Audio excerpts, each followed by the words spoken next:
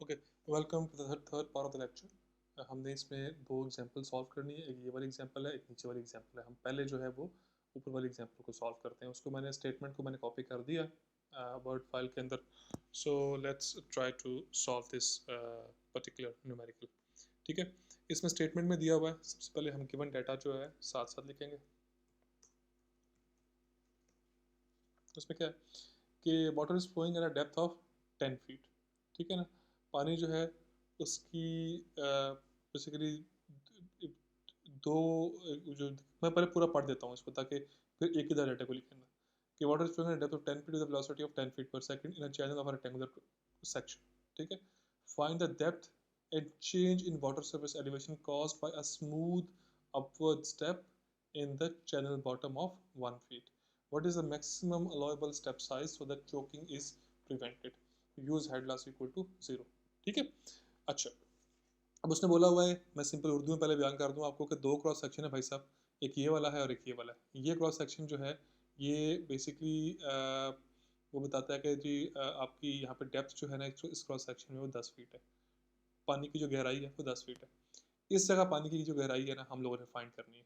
ठीक है, इस जगह पानी की जो वेलोसिटी है वो 10 फीट पर सेकंड है। इस जगह पानी की वेलोसिटी गिवन नहीं है। ठीक है, लेकिन हुआ क्या है कि चैनल का जो बॉटम है, ये वाला जो ये बॉटम है, इसको स्मूथ तरीके से इसको अपवर्ड रेज किया गया है। यानी कि 1 फुट का स्टेप जो है वो यहाँ पे इसको दिया गया है। ठीक है, तो हमने फाइंड करना है कि भाई साहब कितना ये स्टेप साइज हम इंक्रीज कर सकते हैं।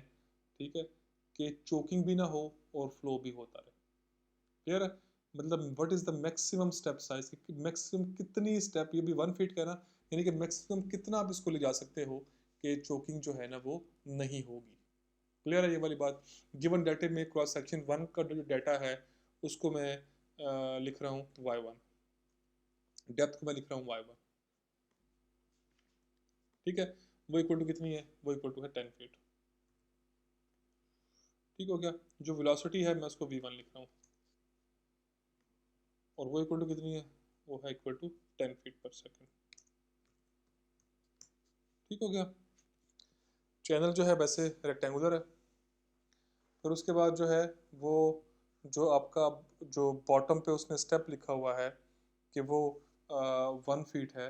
मैं उसको अपने जो हमारा अंदाज़ है उसको स्टेप को लिखने का, हमने पहले भी जो है वो इसको एक बार लिखा ही था, तो मैं उसी लिहाज से जो है ना इसको लिखता हूँ।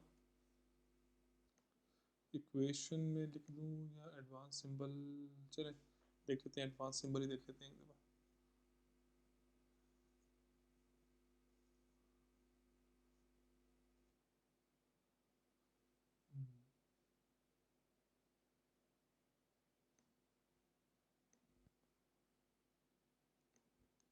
उसको हमने शो करवाना है डेल्टा जेड से। वो इक्वल टू कितना है, वो इक्वल टू 1 फीट है। ठीक है, ये सारे जो चीज़ें हैं ये गिवन है, डेल्टा जेड ही हम शो करवाते हैं स्टेप को। ठीक है ना, अब ऑब्वियसली मैंने जो लास्ट स्लाइड में शो करवाया है वो डेल्टा जेड भी शो करवा दिया। ठीक है ना, लेकिन इनफैक्ट जो स्टेप साइज है उसमें डेल्टा जेड तो आता ही आता है। अगर क्रॉस सेक्शन बी हो तो आप उसको जो है ना बी कह दो। अगर क्रॉस सेक्शन जो है आपने कोई कोई सी लिया हुआ उसको सी कह दो। यहाँ पे मैं इसको स्टेप को जो है ना सिंपल डेल्टा जेड से ही जो है ना वो शो करवा रहा हूँ, क्योंकि एक ही स्टेप है तो डेल्टा जेड से जो है ना वो शो हो जाएगा, उसमें कोई मसले वाली बात नहीं। डेल्टा जेड आ गया आपके पास वैल्यू इसकी। ठीक है, अब हमने जो फाइंड की चीज़ करनी है वो ये है कि what is the maximum allowable step size. ठीक है ना, कि क्या मैक्सिमम अलाउेबल स्टेप साइज जो है वो हो सकता है। क्लियर है, कि चोकिंग जो है ना वो ना हो, यानी कि जो स्टेप आपने 1 फीट का बनाया हुआ है इसकी आप कितनी हाइट कर सकते हो कि चोकिंग जो है ना वो उस हाइट तक ना हो। ठीक है, मैक्सिमम कितनी हाइट इसकी हो सकती है कि जो चोकिंग जो है ना वो ना हो उसकी। ठीक है, अब सबसे पहले मुझे पता है इस डाटे को देख के मुझे जो चीज़ जो सबसे पहले आना है मुझे ये है कि जी इस क्रॉस सेक्शन की मुझे डेप्थ भी फाइंड करनी है और इस क्रॉस सेक्शन की मुझे वेलोसिटी भी फाइंड करनी है। मैं पहले बात कर चुका हूँ कि इस पूरे कोर्स के अंदर अगर आपने डेप्थ और वेलोसिटी को फाइंड कर दिया हुआ ना हर क्रॉस सेक्शन के लिए तो आपने पूरे का पूरा न्यूमेरिकली सॉल्व कर दिया। अब मेरे पास यहाँ की डेप्थ नहीं है, मेरे पास यहाँ की वेलोसिटी नहीं है। ठीक है, तो मुझे वो फाइंड करनी है। इनफैक्ट इस क्रॉस सेक्शन में सिवाय स्टेप साइज के मेरे पास कुछ भी गिवन नहीं है, तो हर चीज़ जो गिवन है वो यहाँ की गिवन है। ठीक हो गया? अच्छा, अब डिस्चार्ज पर यूनिट विड्थ, अब देखो यहाँ पे कहीं उसने जो है ना वो आपको नहीं बताया, कहीं नहीं लिखा हुआ कि उसकी विड्थ जो है उसने चेंज किया। कहीं पर लिखा हुआ है कि विड्थ जो है वो चेंज हुई या कुछ ऐसा हुआ है? नहीं हुआ। इसका मतलब ये हुआ है, हाँ, उस जो बॉटम है उसका वो रेज किया उसने, लेकिन उसकी जो चौड़ाई है, चैनल की चौड़ाई है, वो उसके ऊपर उसने कोई बात नहीं की। इसका मतलब ये हुआ कि जो डिस्चार्ज पर यूनिट विड्थ है, जिसको हम स्मॉल क्यू से रिप्रेजेंट करते हैं और जिसका फार्मूला जो होता है equal to V into Y, उसको हम फाइंड कर सकते हैं फॉर क्रॉस सेक्शन 1। और अगर हम इसको क्रॉस सेक्शन 1 के लिए फाइंड करेंगे तो ऑब्वियसली क्रॉस सेक्शन 2 के लिए भी ये इतना ही होगा, क्योंकि किसी ने नहीं बात की कि विड्थ में कोई चेंज है। जब विड्थ में चेंज का जिक्र ही कोई नहीं है, इसका मतलब विड्थ जो है दोनों क्रॉस सेक्शंस की सेम है। डेप्थ का जिक्र हुआ है, डेप्थ यहाँ पे 10 फीट है, यहाँ पे डेप्थ कुछ और है, क्योंकि स्मूथ अपवर्ड कंट्रैक्शन आ गया। ठीक है ना?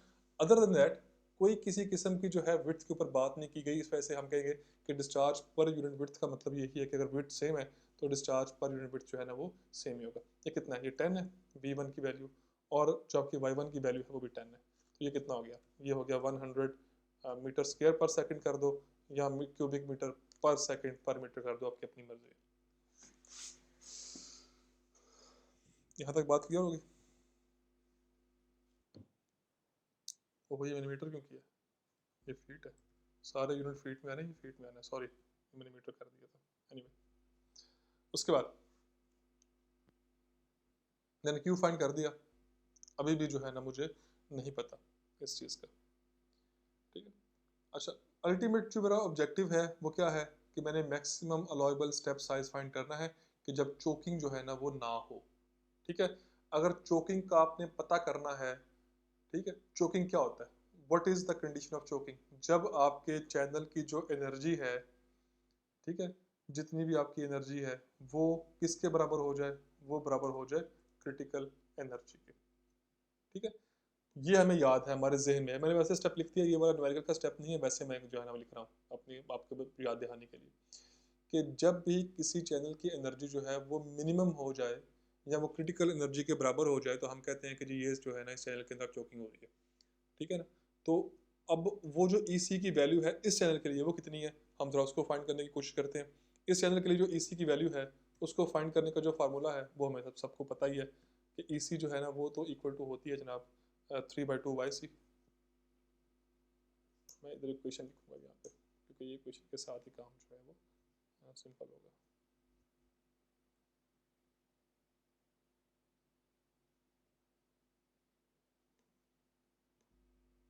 AC इज इक्वल टू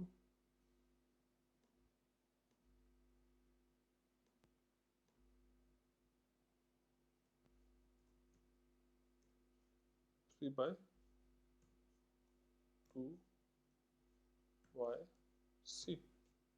हमें ये पता है इसी के बारे में कि इसी का जो फार्मूला है वो क्या है कि वो जी इक्वल टू होती है 3/2YC। ठीक है? स्टिल हमारे पास इसके अंदर YC की वैल्यू नहीं है। ठीक है? बाकी तो सारा कुछ है, वो बाकी है कितना कुछ, है ही सिर्फ YC। लेकिन हम YC को अगर फाइंड करने बैठेंगे, उसका अगर फार्मूला लिखेंगे तो थोड़ा सिंपल सा उसका फार्मूला है, YC इज इक्वल टू क्या होता है वो, YC जो है वो बेसिकली इक्वल टू होता है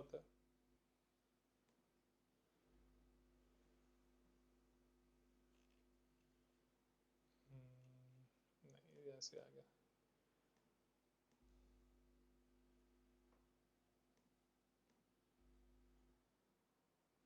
YC जो है वो बराबर होता है Q स्क्वायर ओवर G और इस होल रेज टू पावर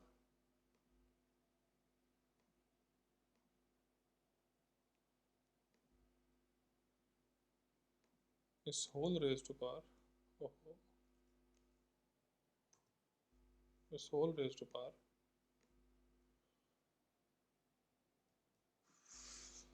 1/3।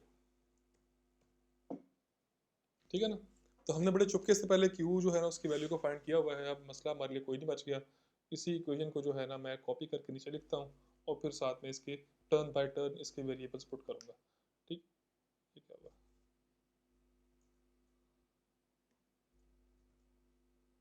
ठीक हो गया। अब क्यू जो है उसकी वैल्यू ऊपर फाइंड की है, वो 100 है।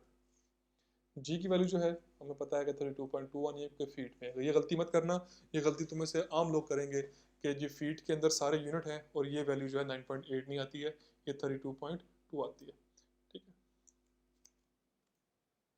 ये बराबर होगा किसके, इसको जब पूरे को सॉल्व करते हैं तो इसकी जो वैल्यू आती है वो आती है 6.77 फीट। ठीक है, ये वाई सी की वैल्यू आपके पास। ठीक है, क्लियर होगी ये वाली बात। अब अगर मैं वैसे अब चुपके से पूछ लूँ आपसे, क्या ज़रा बताना कि ये जो फ्लो की जो है ना, इस स्टेप को देखने के बाद आपको क्या लगता है कि फ्लो कौन सा होगा? फ्लो सुपर क्रिटिकल है, सब क्रिटिकल है या क्रिटिकल है? तो आपने देखना है कि हमारी गिवन डेप्थ जो है वो जो क्रॉस सेक्शन 1 के ऊपर है 10 है, क्रिटिकल डेप्थ जो है वो 6.7 है, क्रिटिकल डेप्थ जो है वो गिवन डेप्थ से जो है ना वो कम है, तो फ्लो कौन सा होगा? सब क्रिटिकल होगा। ठीक है, क्लियर है ये वाली बात? अगर ये क्लियर है तो बड़ी अच्छी बात है, इसको क्लियर नहीं है उसका मतलब है कि उसका जो पीछे लेक्चर जो है ना वो तैयार नहीं है उसके। जब गिवन डेप्थ जो है वो क्रिटिकल डेप्थ से ज़्यादा हो तो आपका फ्लो जो है वो क्या होता है? वो सब क्रिटिकल होता है। जब इसके उलट हो तो फिर सुपर क्रिटिकल होता है। ठीक है जी, हमने वाई सी तो फाइंड कर दी ना, बड़ी अच्छी बात है। अगर वाई सी फाइंड कर दी है तो फिर ये वाली इक्वेशन जो है इसके अंदर इसके पैरामीटर्स हम इजीली सॉल्व कर सकते हैं। ठीक है ना, ये वाई सी थी ना, इसको जो है ना वो कर सकते हैं ज़रूर 6.77। ठीक है, इसको प्रॉपर जो है तरीके से अगर सॉल्व मैं कर दूँ तो इसकी वैल्यू जो है वो निकलती है 10.16। ठीक है, और ये फीट में आएगी। ये क्लियर है यहाँ तक बात? ये कोई ऐसी इशू वाली बात इसमें मुझे उम्मीद, अब मैं किससे बोल रहा हूँ कि क्लियर है, लेकिन बहरहाल उम्मीद है कि जब आप इसको जो है रिकॉर्डिंग को सुन रहे होंगे तो यहाँ तक बातें जो है ना आपके वो इतनी इसमें इशू नहीं होगा। अगर होगा तो आप मुझसे पूछ सकते हो। ठीक हो गया। अच्छा, अब चेक करते हैं कि क्या इस मौके पे मैं अगर आपसे पूछूं सवाल, ये सिंपल आपकी जो है ना उसके लिए है, आपकी ब्रेन की टेस्टिंग के लिए सवाल है। जैसे ये वाला सवाल था ना कि फ्लो जो है वो कौन सी है, फ्लो हो रहा है सब क्रिटिकल है कि सुपर क्रिटिकल है। अब ऐसे ही आपसे सवाल है, क्या जी अब फ्लो की चोकिंग हो रही है कि नहीं हो रही? ऑब्वियसली नहीं हो रही, लेकिन कैसे पता कि चोकिंग नहीं हो रही है? हमें ऐसे पता है कि जो हमने मेरा सवाल आपसे ये है, हमने पता ये करना है कि चोकिंग जो है अभी इस ऑब्वियसली चोकिंग नहीं हो रही है जो अभी वाला केस है, जबकि इतना जो है ना वो स्टेप की जो है साइज इतना है, तो ऑब्वियसली भी कोई चोकिंग इस टाइम जो है ना फ्लो के अंदर नहीं हो रही है। ठीक है ना, लेकिन वैसे अगर उसको जो है ना वो देखना पड़े तो कैसे देखते हैं उसको? सिंपल देखते हैं कि आपकी जो इस यहाँ पे जो एनर्जी है, एक तो हमने ये देखा ना कि यहाँ पे जो डेप्थ है वो क्रिटिकल डेप्थ से जो है ज़्यादा है, तो यहाँ पे फ्लो कौन सा है? सब क्रिटिकल है। अब चेक करते हैं कि क्या जो यहाँ की एनर्जी है वो हमारी क्रिटिकल एनर्जी से ज़्यादा है या कम है, ये चेक करना है हमने। ठीक है, तो पहले उसकी एनर्जी फाइंड करते हैं उस जगह की। एनर्जी के लिए फाइंड करने के लिए आपको पता ही है सिंपल जो तरीकेकार है एनर्जी को फाइंड करने वाला वो क्या है, उसके लिए हमें क्वेश्चन लिखनी पड़ेगी, क्योंकि क्रॉस सेक्शन 1 के ऊपर एनर्जी फाइंड करनी है तो वो इक्वल टू होगा किस चीज़ के? y1 प्लस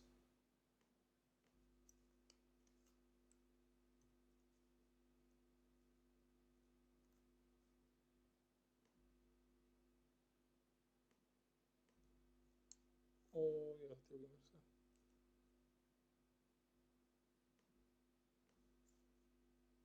y1 प्लस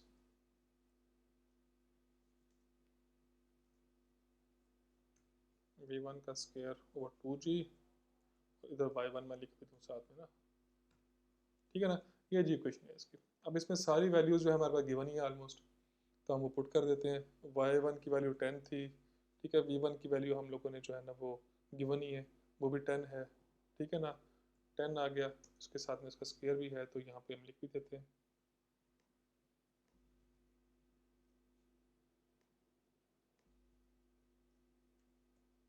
10 का स्क्वायर ओवर 2 इंटू जी। ठीक है ना, तो ये 2 इंटू जी जो है मैं इसकी जगह जो है वो जी की वैल्यू जो है वो 40 का रहा हूँ, 32.2 जो है आगे आ जाती है। जब आप इसको सारे को सॉल्व करोगे ना, तो जो आपके पास E1 की वैल्यू आएगी वो 11.55 फीट जो है ना वो आएगी। ठीक है, सिंपल सी चीज़ थी। अब देखो, जो मैं बात पहले कर रहा था, मुझे अब वैसे वो बात करनी चाहिए। आपने एनर्जी फाइंड कर दी क्रॉस सेक्शन 1 की, आपके पास EC की 1 है। ठीक है, अब ज़रा गौर करो कि जो एनर्जी है E1,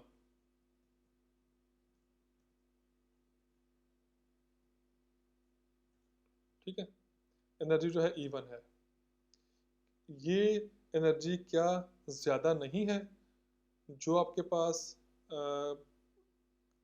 क्रिटिकल एनर्जी है उससे?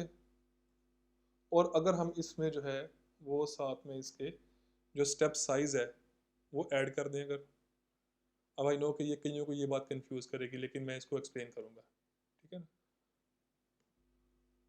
डेल्टा जी, क्या ये इसके एनर्जी जो है, वैसे तो खैर चोकिंग अगर जाननी हो तो आपको पता है कि चोकिंग तब होती है जब आपकी एनर्जी जो है वो क्रिटिकल एनर्जी के बराबर हो जाए। लेकिन हमारे केस में क्या है, हमारे केस में तो हमारी जो E1 है वो क्रिटिकल एनर्जी से क्या है, ज़्यादा है। मैंने यहाँ पे थोड़ा डिफरेंट किया है इसके अंदर, कि मैंने ना सिर्फ ये कि मैंने EC की वैल्यू देखी है, बल्कि साथ में जो मैंने वैल्यू है वो डेल्टा जेड की भी देखी है, उसमें ऐड किया, EC के अंदर डेल्टा जेड की वैल्यू ऐड की है। क्यों ऐड की है? क्योंकि जो आपके पास क्रिटिकल एनर्जी है, जो आपके पास क्रिटिकल एनर्जी जो है ना वो इस टाइम जो पड़ी हुई है, ठीक है, वो क्रिटिकल एनर्जी से तो ज़्यादा है, लेकिन क्रिटिकल एनर्जी के अंदर जो एक स्टेप साइज है जिसकी वजह से चेंज इन एनर्जी आ रहा है, ठीक है, देखो एनर्जी के अंदर जो ये जो E1 है ना आपकी, चैनल के अंदर जब पानी यहाँ पे आएगा, पानी इस क्रॉस सेक्शन से इस क्रॉस सेक्शन में आएगा, तो जो भी आपकी वैल्यू E1 है उसके अंदर कमी आएगी। ठीक है, एक्चुअल में ये ऐसे होना चाहिए था यार, ये थोड़ी सी जो है ना वो मैंने एक स्टेप स्किप किया बीच में, लेकिन आई एम सो सॉरी। मैंने असल में जल्द वो होता है कि एक स्टेप स्किप अगर होता तो होने नहीं दिया जाए, लेकिन बार मुझे लगता है कि वो मैं बात नहीं समझा पा रहा उस स्टेप को जो है ना किए बगैर। देखो, जब आपकी एनर्जी यहाँ पे E1 थी ना, ठीक है, चैनल के इस क्रॉस सेक्शन में एनर्जी जो है ना E1 नहीं है, ऑल्दो के हेड लॉस जीरो है, लेकिन चैनल के इस क्रॉस सेक्शन में एनर्जी जो है वो E1 नहीं है। चैनल के अंदर एनर्जी जो है वो क्या है, वो कम कर दी है। किसने कम की है? इस स्टेप ने। ठीक है ना, स्टेप जब भी चैनल के अंदर होगा वो पानी को रेजिस्टेंस ऑफर करता होता है, और उस रेजिस्टेंस की वजह से जो है उतनी ही, जितनी रेजिस्टेंस की वैल्यू हो उतनी ही एनर्जी जो है ना वो कम हो जाती है। तो E1 एक्चुअल में E1 नहीं है, E1 एक्चुअल में क्या है, माइनस उसमें से आपने क्या करना है, आपने डेल्टा जेड करना है। ठीक है, क्योंकि E के अंदर जो चेंज आया है वो किसकी वजह से आया है, डेल्टा जेड की वजह से आया है। डेल्टा जेड एनर्जी जो है ना E1 में से कम हुई है, इतनी रेजिस्टेंस पानी को इसने ऑफर की है स्टेप ने। ये मैंने लास्ट टाइम में बात की हुई है। ठीक है, तो जो आपके पास एनर्जी है वो कहने को तो E1 है, लेकिन उसमें से माइनस जो है वो डेल्टा जेड हो चुकी है, क्योंकि डेल्टा जेड ने उतनी एनर्जी जो है ना वो यहाँ से इसकी डिसिपेट कर दी है। इन अदर वर्ड्स, इतनी एनर्जी जो है ड्यू टू रेजिस्टेंस वो कम हो चुकी है। ठीक है, तो आपने उस एनर्जी में से डेल्टा जेड को माइनस किया, ये है आपके पास actual energy in the channel. ठीक है ना, क्या ये एनर्जी EC से ज़्यादा है? हाँ जी, ज़्यादा है। देखें, 11.5 है ये वाली। ठीक है, हम इसको सॉल्व कर देते हैं थोड़ा सा, ताकि चीज़ें जो है ना वो क्लियर हो जाए। इसे मैं कॉपी कर लेता हूँ। कहने का मकसद ये है कि आपकी जो EC है वो कितनी है, वो है 10.6, 10.16 सॉरी। आपकी जो वैल्यू E1 की है वो कितनी है, वो है जी 11.55। डेल्टा जेड की जो वैल्यू है वो कितनी है, वो है 1। तो ये कितनी होती है, ये होती है 10.55। तो क्या ये वैल्यू ज़्यादा नहीं है 10.16 से? अब चूंकि आपके चैनल की एनर्जी जो है वो 10.55 है और जो कि क्रिटिकल एनर्जी है वो 10.16 है, तो क्या आपके फ्लो के अंदर इस टाइम चोकिंग हो रही है? आपने कहना है इस टाइम फ्लो के अंदर कोई चोकिंग जो है ना वो नहीं हो रही है। ठीक है ना, ये सवाल मैं एग्जाम में पूछ सकता हूँ, ये दूंगा आपको न्यूमेरिकल, बजाय इसके कि मैं आपसे जो है ना जो किताब वाले ने पूछा हुआ है वो पूछूं। मैं आपसे पूछ लूंगा कि आप ये बताओ कि आपके चैनल के अंदर चोकिंग हो रही है कि नहीं हो रही। ठीक है ना, यहाँ तक बात तो मुझे उम्मीद है कि क्लियर होगी, इसमें कोई ऐसी इशू वाली बात जो है ना वो है नहीं। ठीक है, मैं यहीं पे इसे इख्तिताम करूँगा, इस वाली जो है ना वो इस चंक को। और नेक्स्ट वाली बात जो है वो अगले से स्टार्ट करूँगा, क्योंकि रिकॉर्डिंग लंबी हो रही है, फिर अपलोड करने में मसला आ जाता है। तो स्टे ट्यून्ड।